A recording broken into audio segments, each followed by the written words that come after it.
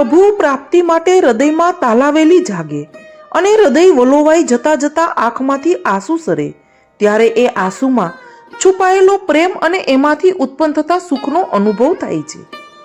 જ્યાં સુધી હૃદયમાં વ્યાકુળતા ઉત્પન્ન થતી નથી, ચિત્તમાં વેદના થતી નથી, ત્યાં સુધી નથી જ્ઞાન પ્રાપ્ત થતું, નથી ભક્તિ પ્રાપ્ત થતી કે નથી પ્રેમ પ્રાપ્ત થતો.